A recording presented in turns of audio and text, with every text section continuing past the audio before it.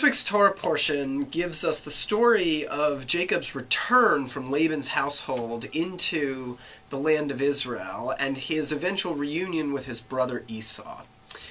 And in the opening verses of the Torah portion, before he's met up with Esau again, before Jacob's even crossed into the land, he sends messengers ahead with a message and with gifts for his brother.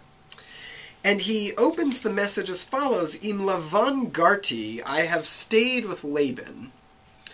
And Rashi explains these opening words: I have stayed with the wicked Laban, and I observed all 613 of the mitzvot, but I did not learn from Laban's wicked ways.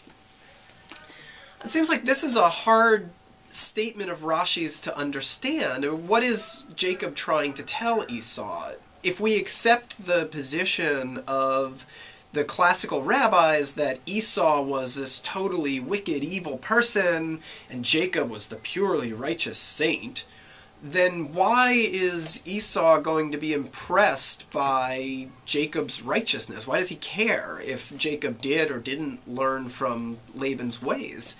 And if we consider the way their characters are portrayed 2 weeks ago in the Torah itself, when Esau seems to be a generally good-natured and well-meaning guy who's consistently taken advantage of by his manipulative brother, is Esau going to take kindly now to Jacob showing up in town with this holier-than-thou attitude and talking about how righteous he stayed the whole time that he was in Laban's house? Neither option really makes sense. Well, for the better part of 1,000 years, that was how scholars and students alike understood Rashi's statement, that Jacob is coming into town and boasting about his righteousness. But the Chafetz Chaim, one of the greatest moral thinkers in all of the Jewish tradition, reads Rashi's comment very differently. He says Jacob is criticizing himself.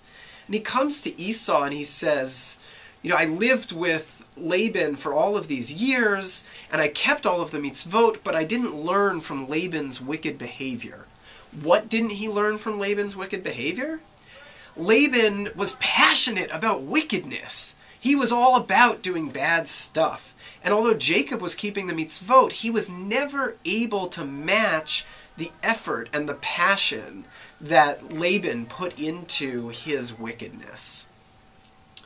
So if we have the misfortune to look around the world and to see a society in which there's so much wrong, so much misdeeds, so much evil, at the very least we have the opportunity to learn the lesson that Jacob missed, to go out and to see the passion with which the truly evil people pursue their evil deeds, and to do our best in our deeds of goodness and righteousness to match that passion, and to hopefully to succeed where Jacob was not able to succeed, and to really pour all of our spirit, all of our effort, all of our energy into the work of righteousness.